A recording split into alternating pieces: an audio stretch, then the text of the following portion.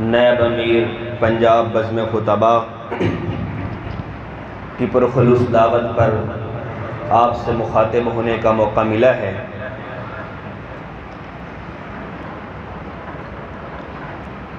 تمام احباب آواز بلند درود شریف پڑھیں۔ اللہم صلی علی سیدنا و مولانا محمد و بارک وسلم۔ دوستو بزرگوں، دنیا میں قانون فطرت ہے، وہ یہ ہے آپ کی کوئی تعریف کرے گا تو آپ کا دوست کرے گا، آپ کا رشتہ دار کرے گا، آپ کا بیٹا کرے گا، بھائی کرے گا، آپ کا حلقہ احباب کرے گا، آپ کی تنظیم کرے گی، آپ کا محلہ کرے گا، آپ کا گاؤں کرے گا۔ مزہ تو یہ ہے کہ ایک شخص کی تعریف اس کا دشمن بھی کرے۔ مزہ اس چیز میں ہے، اور دشمن بھی وہ جو مانتا بھی نہ ہو پر ماننے پر مجبور ہو جائے۔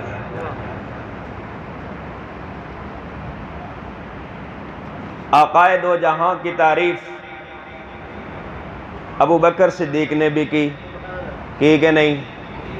جب کلمہ پڑھ لیا تو تعریف ہی کی۔ عمر فاروق نے کی کہ نہیں؟ کی۔ عثمان غنی نے کی کہ نہیں؟ کی۔ حیدر کرار نے کی کہ نہیں؟ کی۔ مزہ تو یہ ہے کہ کوئی تو ایسی شخصیت ہو نا کہ جو اتنی بلند ہو کہ جو نہیں مانتے وہ بھی ماننے لگ جائیں۔ تو میں آپ کو بتاتا ہوں، 1978 میں ڈاکٹر مائیکل ایک رائٹر گزرائے، اس نے کتاب لکھی دی 100 پورا 100۔ وہ لکھتا ہے He was the only man in the universe which was supremely successful in both supreme secular and religious aspects۔ جب وہ یہ لکھتا ہے تو یہ کہتا ہے کہ میں نے دنیا میں کوئی بھی شخص ایسا نہیں دیکھا جو دونوں طبقات میں، چاہے دنیا ہے چاہے اپنا دین ہے، دونوں میں کامیاب ہوا ہو۔ اب جو مائیکل ہے وہ عقیدے کے لحاظ سے عیسائی ہے، اس نے اپنی کتاب میں پہلا نمبر حضرت عیسیٰ کو نہیں دیا، اور پیشے کے لحاظ سے وہ سائنسدان ہے، اس نے ارسطو کو پہلا نمبر نہیں دیا، اس نے نیوٹن کو پہلا نمبر نہیں دیا، اس نے دیگر سائنسدانوں کو اپنا پہلا نمبر نہیں دیا۔ وہ پہلا نمبر دیتا ہے تو کس کو دیتا ہے؟ محمد الرسول اللہ کو دیتا ہے۔ تمام احباب آواز بلند کہیں اللہ۔ آواز نہیں آئی، اللہ۔ ادھر والے بالکل خاموش بیٹھے ہیں، اونچی آواز سے کہیں اللہ۔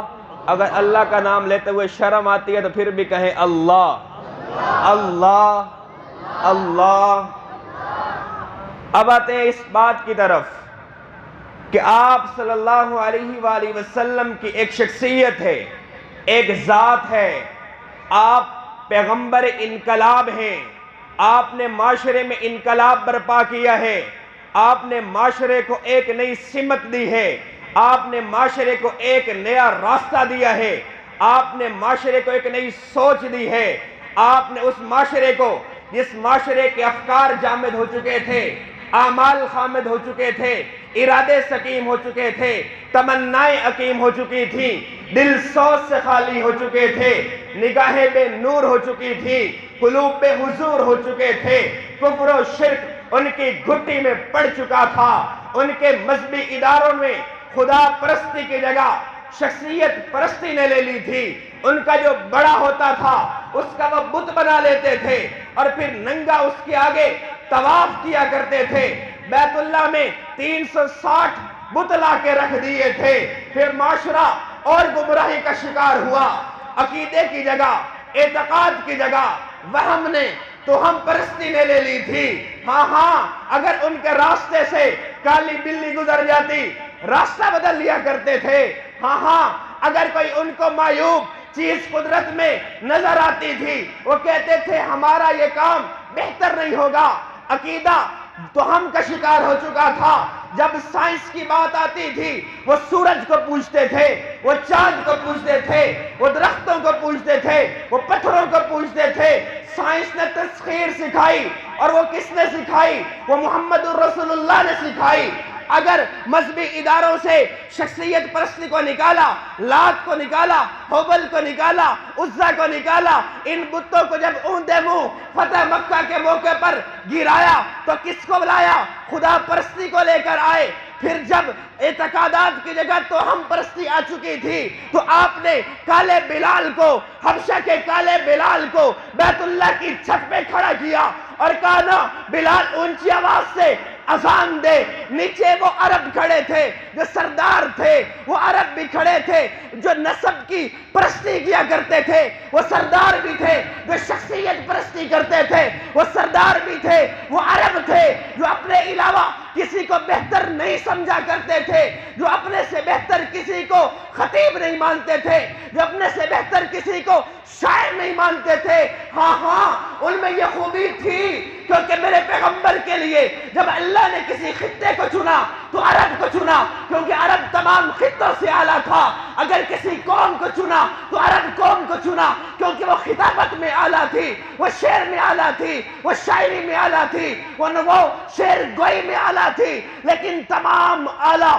خطیب، تمام اعلیٰ شاعر، تمام اعلیٰ سردار نیچے کھڑے ہیں۔ کالا بلال بیت اللہ کی چھت پہ چڑھتا ہے، اذان دیتا ہے، اذان کے بعد میرا پیغمبر اپنی فتح کا اعلان کرتا ہے تو ثابت کرتا ہے کہ اب خدا کے اداروں میں، مذہبی اداروں میں شخصیت پرستی نہیں ہوگی، خدا پرستی ہوگی۔ ہاں پھر بات یہیں پہ ختم نہیں ہوگی، تمہارے جو وہم ہے، تمہاری توہمات ہیں، ان کو ختم کریں گے، کالے بلال کو بیت اللہ پہ کھڑا کریں گے۔ بات یہاں پہ ختم نہیں ہوئی۔ آپ نے کہا آج کے بعد سورج کی پرستش نہیں ہوگی، درختوں کی پرستش نہیں ہوگی، پتھروں کی پرستش نہیں ہوگی۔ آپ نے اس قوم کو سورج کو تسخیر کرنے کا راستہ دکھایا، چاند پر قدم رکھنے کا راستہ دکھایا۔ وہی سورج جس کی لوگ پرستش کرتے تھے، اسی سورج کی طرف، مشرق کی طرف جہاں سے وہ طلوع ہوتا تھا، پھر مغرب کی طرف جہاں پہ وہ غروب ہوتا تھا،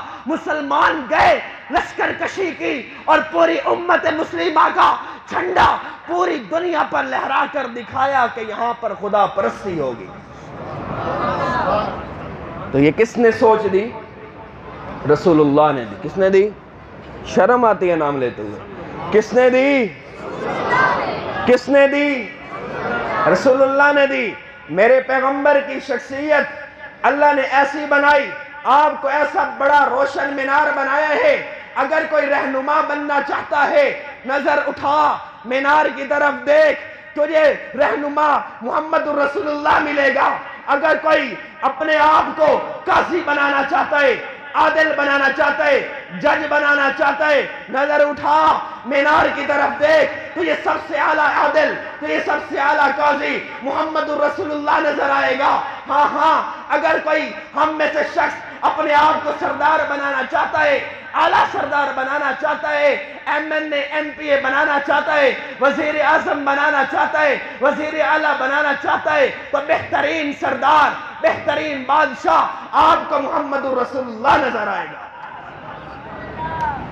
یہی وجہ ہے قرآن نے کہا لَقَدْ كَانَ لَكُمْ فِي رَسُولِ اللَّهِ أُسْوَةٌ حَسَنَةٌ، پھر فرمایا وَمَا آتَاكُمُ الرَّسُولُ فَخُذُوهُ وَمَا نَهَاكُمْ عَنْهُ فَانْتَهُوا۔ اب یہ اصل مسئلہ یہ ہے، جو یہ بات ہے کہ تیرا پیغمبر جو دے وہ لے، جس سے روکے رک جا۔ اصل نقطہ اس انقلاب کا یہ ہے، اس انقلاب کا یہ ہے۔ یہ انقلاب ایسے نہیں آیا۔ جب آیت نازل ہوئی ان الدین عند اللہ الاسلام، دین کو تمہارے، اسلام کو تمہارے لیے ہم نے پسند کر لیا ہے اور پورے کا پورا اس دین میں داخل ہونا ہے، تو محمد رسول اللہ نے دین میں داخل ہو کر دکھلایا کس طرح۔ راستے میں کانٹے بچھائے گئے لیکن آپ نے دین کی راہ پر چل کر دکھایا ہے۔ آپ کے اوپر طائف کے میدانوں میں پتھر برسائے گئے، لہو لہان کیا گیا، آپ نے ان الدین عند اللہ الاسلام پر چل کر دکھایا ہے۔ آپ کے کندھوں پر گندگی رکھی گئی، آپ کے احد میں دندان شہید کیے گئے، کندھا زخمی کیا گیا، توڑا گیا، لیکن آپ نے ان الدین عند اللہ الاسلام پر چل کر دکھایا ہے۔ شیب ابی طالب جیسی 3 سال کی بدترین جیل کاٹی ہے، ایسی جیل جس میں کھانا نہیں، ایسی جیل جس میں پینے کا پانی نہیں ہے۔ صحابہ کرام گٹھلیاں پیس کر کھانے پر مجبور ہیں، صحابہ کرام اونٹ کی اوجھریاں جو کوڑے کرکٹ میں پڑی ہوتی تھی اٹھا کر لا کر ابال کر کھانے پر مجبور ہیں، بچے بلک بلک کر سسک کر بے ہوش ہو رہے ہیں، پیاس سے برا حال ہے۔ ایسی بدترین جیل میرے پیغمبر نے شیب ابی طالب میں کاٹی، 3 سال کی جیل کاٹ کر دکھلایا ان الدین عند اللہ الاسلام، یہی وہ دین ہے۔ الیوم اکملت لکم دینکم واتممت علیکم نعمتی ورضیت لکم الاسلام دینا۔ پھر بات یہیں پہ ختم نہیں ہوئی، میرے آقا کا فیض جنہوں نے حاصل کیا، میرے آقا کی صحبت میں جو آیا، میرے آقا کی قدموں میں جو بیٹھا، میرے آقا سے جنہوں نے تربیت پائی، انہوں نے بھی پھر ان الدین عند اللہ الاسلام پر چل کے دکھلایا ہے۔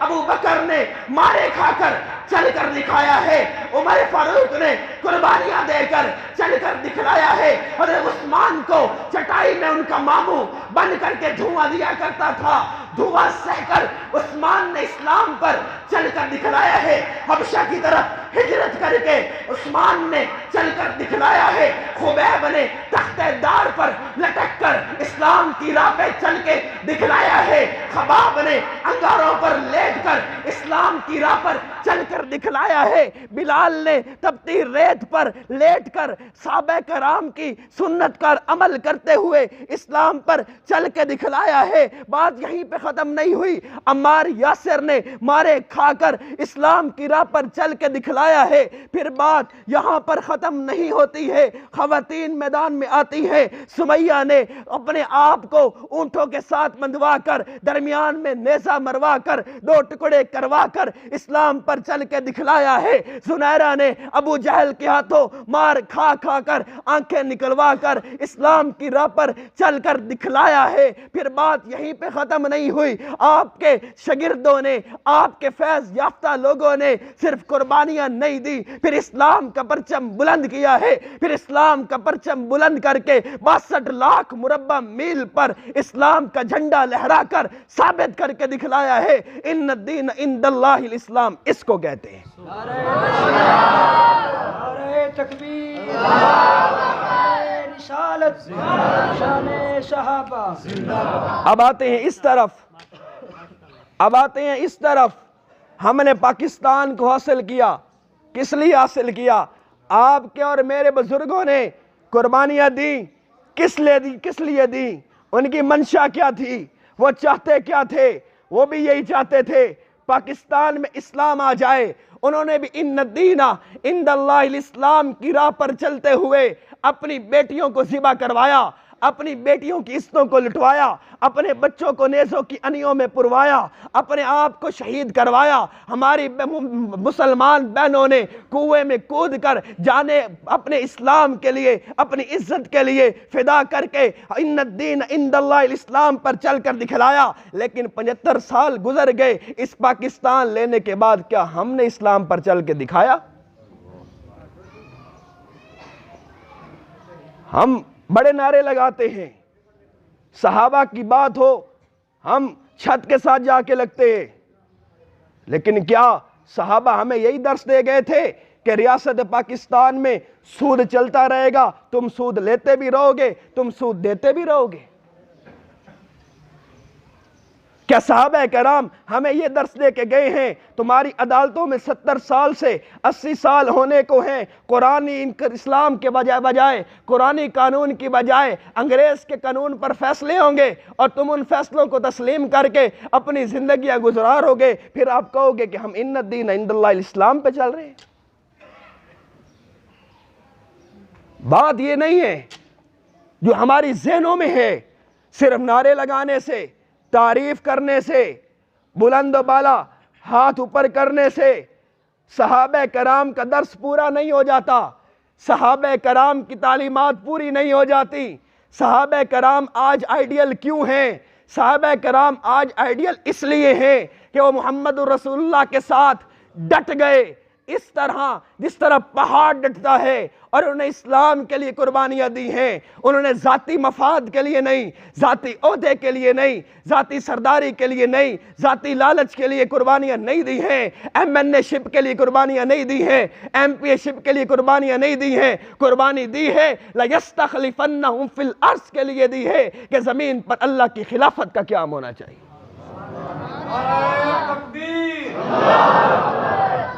اور آپ مجھے بتائیں، کیا پاکستان میں جو ہمارے بزرگ، آج بھی میں قدرت اللہ شہاب کا واقعہ پڑھتا ہوں۔ قدرت اللہ شہاب اپنی کتاب شہاب نامہ میں لکھتا ہے، کہتا ہے کہ جب میں ہندوستان سے ہجرت کر کے پاکستان آیا تو مجھے انڈیا کے سے آنے والے مہاجرین کی آباد کاری کا محکمہ دیا گیا۔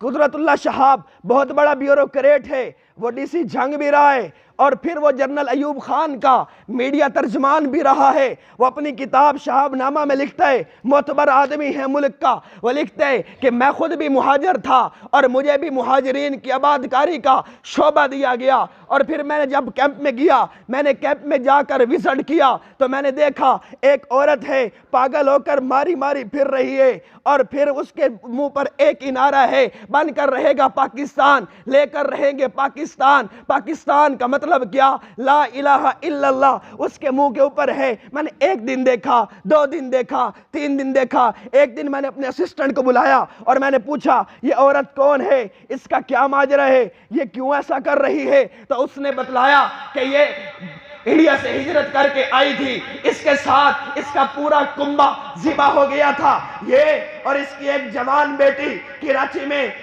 پہنچنے میں کامیاب ہو گئے۔ آپ سے پہلے جو یہاں پہ افیسر تھا اس کی نظر اس کی بیٹی پر پڑی، اس نے رات کو کیمپ سے اس کو اغوا کیا، اور اغوا کر کے اس کے ساتھ زنا کیا، اس پر جبر کیا، اور اس کو قتل کر کے اس کی لاش کیمپ میں پھینک دی۔ کئی دن کے بعد اس کی لاش ملی۔ جب اس عورت نے اتنی قربانیاں دینے کے بعد ملک پاکستان میں جب وہ کہتی تھی یا اسلام ہوگا یا دین ہوگا یا قرآن ہوگا، بن کے رہے گا پاکستان، لے کر رہیں گے پاکستان، جس کا نعرہ لگا کر وہ آئی تھی، اس نے دیکھا اس کی بیٹی کی عزت کو تار تار کر دیا گیا ہے، اس کا ننگا لاشا کیمپ میں موجود ہے۔ وہ عورت اپنے اوسان خطا کر بیٹھی، پاگل ہو گئی، اب وہ مارے مارے کیمپوں میں پھرتی ہے، اس کی یادداشت چلی گئی ہے، لیکن ایک نعرہ اس کے منہ پر ہے کہ لے کر رہیں گے پاکستان، بن کے رہے گا پاکستان۔ پاکستان کا مطلب کیا؟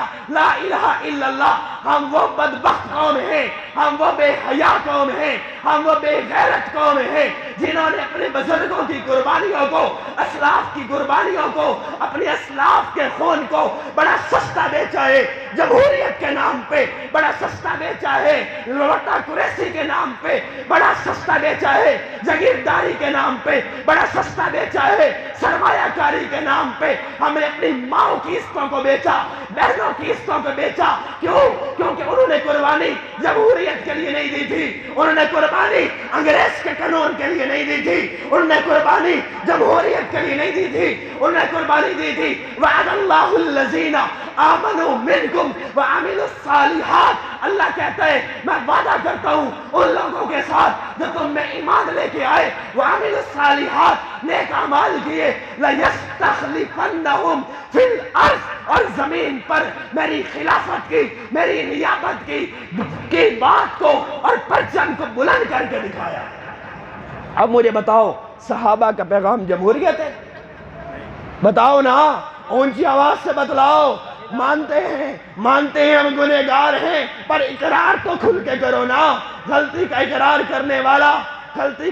کرنے والا بھی بہت بڑا انسان ہوتا ہے، اقرار کرو نا۔ کیا یہ جمہوریت صحابہ کا نظام ہے؟ کیا یہ قانون صحابہ کا ہے؟ کیا یہ آئین صحابہ کا ہے؟ کیا یہ ملک جو ملک میں قانون رائج ہے وہ صحابہ کا ہے؟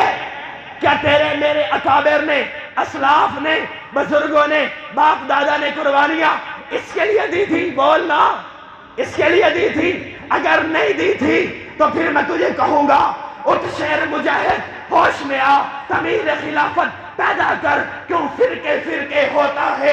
اب ایک جماعت کو پیدا کر، کیوں فرقے فرقے ہوتا ہے؟ اب ایک جماعت کو پیدا کر، قادیانیت جاگیرداری کے نام پہ کیوں بڑھتا ہے؟ اب اسلام کا نظام پیدا کر، کیوں فرقے فرقے ہوتا ہے؟ اب ایک جماعت کو پیدا کر، نسانیت کے نام پہ کیوں بڑھتا ہے؟ اب ایک نظام پیدا کر، قومیت کے نام پہ کیوں بڑھتا ہے؟ نظام خلافت پیدا کر، قارون کی دولت سے رک، قارون کی دولت سے رک، ٹھیکیداری کی بے ایمانی کی کمائی سے رک، رشوت سے رک، سود خوری سے رک۔ پھر سے میں شعر پڑھ کے آتا ہوں، اٹھ شیر مجاہد، ہوش میں آ، تعمیر خلافت پیدا کر، کیوں فرقے فرقے ہوتا ہے؟ اب ایک جماعت کو پیدا کر ترقی تو بھی دنیا میں اسباب تجارت پیدا کر، قارون کی دولت کو ٹھکرا دے، بے ایمانی کی دولت کو ٹھکرا دے، کرپشن کی دولت کو ٹھکرا دے، رشوت کی دولت کو ٹھکرا دے،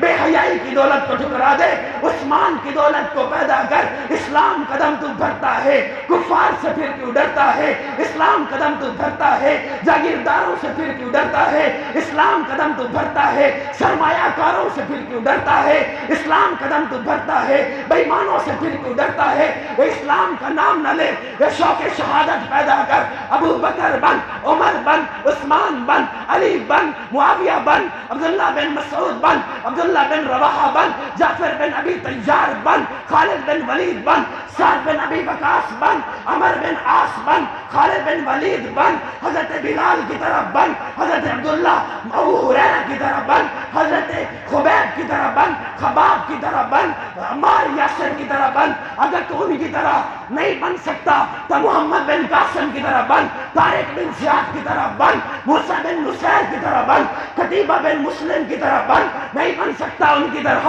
تو ملا عمر مجاہد کی طرح بن، ان کی طرح نہیں بن سکتا تو بور جان شہید کی طرح بن، ملا اختر منصور کی طرح بن۔ اگر تو ان کی طرح بھی نہیں بن سکتا تو اقبال نے کہا تھا، شاعر مشرق نے کہا تھا، شاعر پاکستان نے کہا تھا، کیا کہا تھا؟ اپنے من میں ڈوب کے پا جا سراغ زندگی، اپنے من میں ڈوب کے پا جا سراغ زندگی، گر تو کسی کا نہیں بنتا نہ بن، اپنا تو بن۔ وآخر دعوانا الحمدللہ رب العالمین۔